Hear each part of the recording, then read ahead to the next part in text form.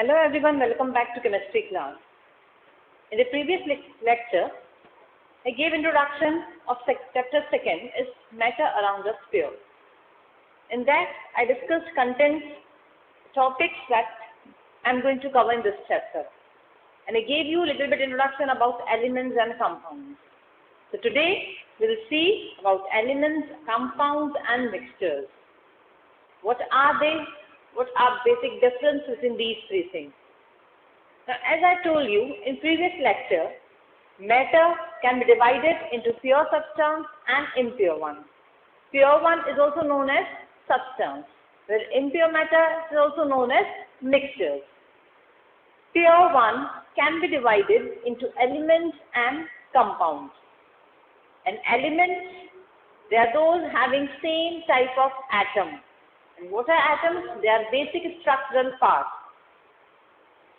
When you pick any atom from the elements, they'll all show same property. They are identical to each other.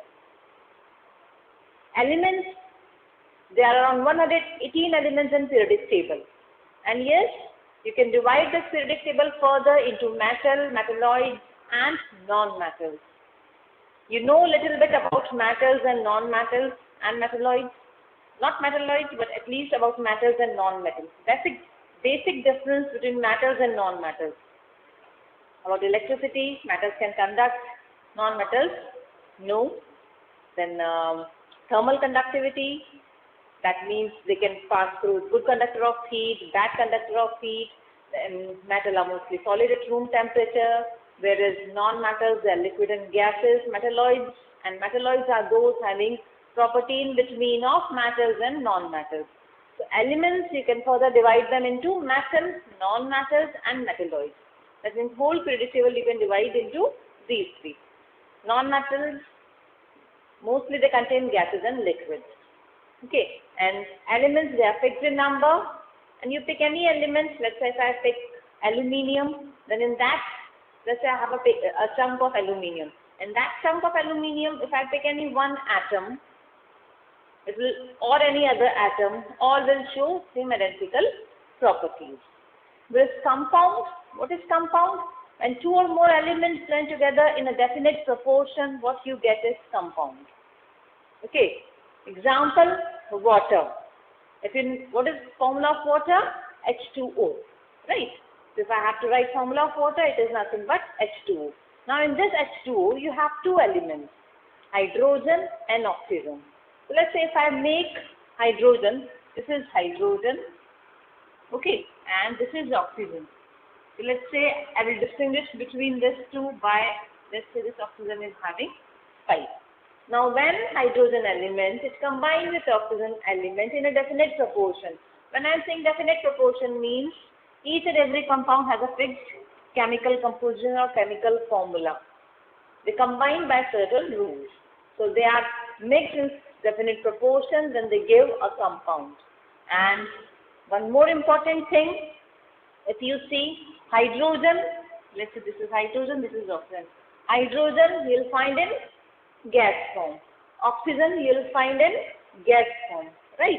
So these two gases, when they mix together in a definite proportion, you will get water which is liquid. That gives you another difference between elements and compounds. Elements where atoms show or the constituents show identical properties, where it is not necessary in compound. The last product that we are getting here is water, which is liquid, which is having entirely different property as compared to its constituent hydrogen and oxygen. Okay, and then this compounds, they are difficult to break by, or it is impossible to break them by any physical method. Filtration, filter kar diya, or if it is like any other separating funnel, you cannot separate them by physical methods, but you can separate them only by chemical or electrochemical methods. So if I have to write important difference between elements and compounds, first point that I will write is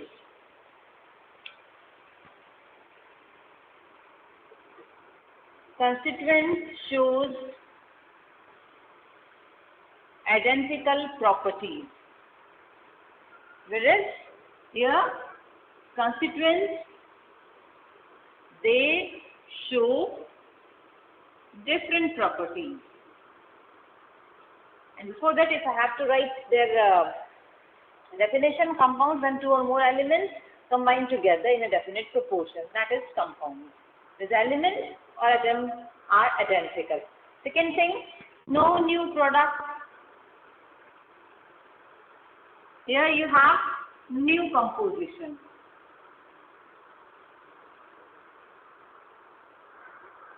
Then next one, elements are fixed in number, whereas compounds, they can be many, they may be infinite.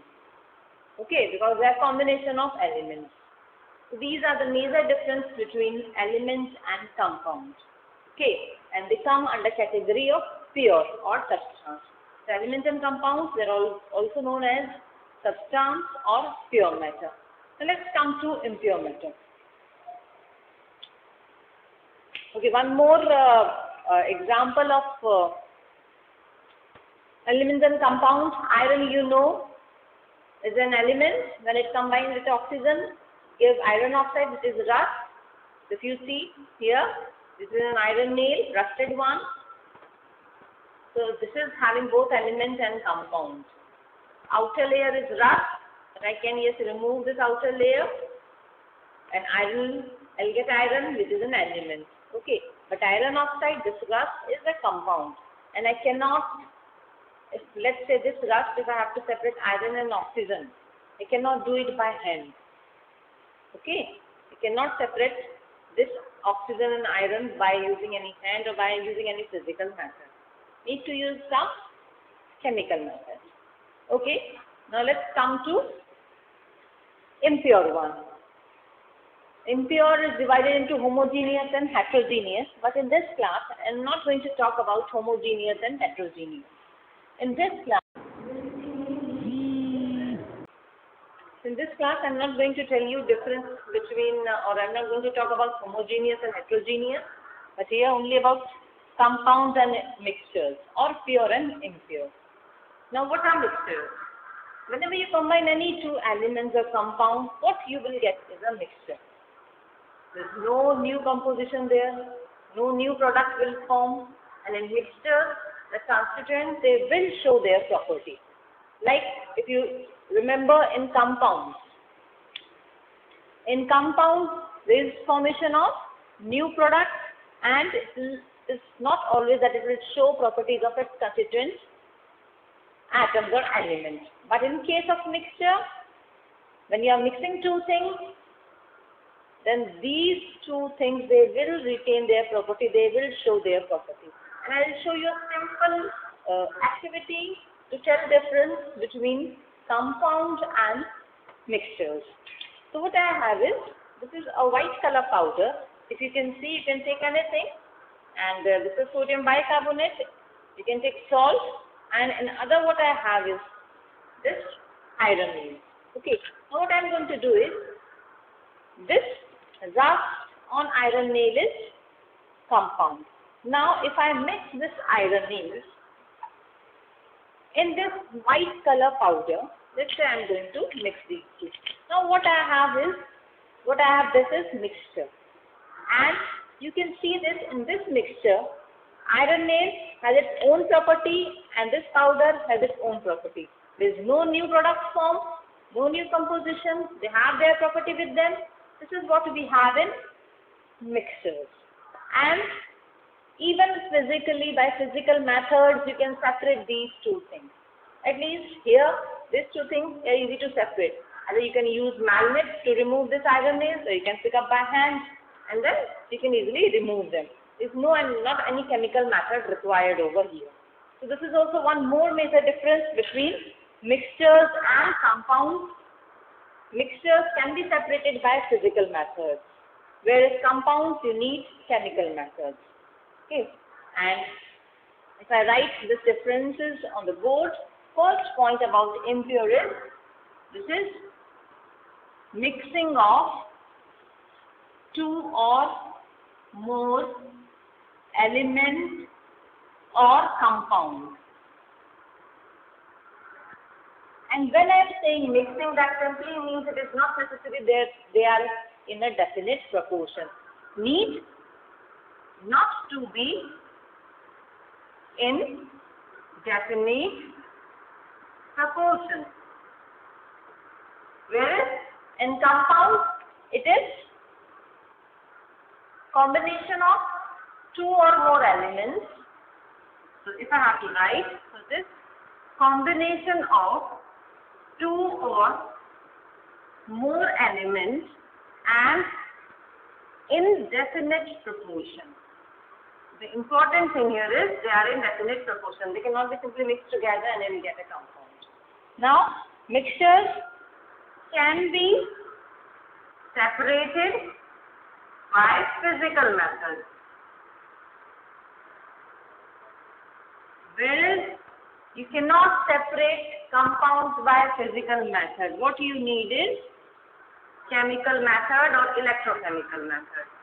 This is first, second, this is first, this is second, and now third difference, compound, the end product, new product is formed here which will not show property of constituent.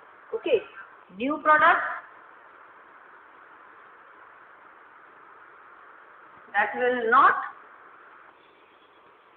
show properties of constituents. So here, no new product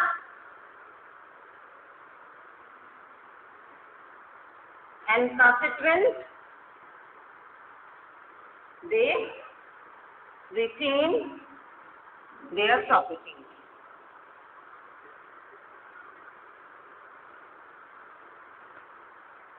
These are the major difference between impure and pure. Okay, and further when we will study about impure, then we will see about homogeneous, heterogeneous. This impure can be further divided into homogeneous and heterogeneous. But homogeneous mixtures, heterogeneous mixtures, they will follow all these properties. So hope difference between pure and impure, or you can say compound and mixture, is clear to you. And if you have any doubt, you can contact. Thank you.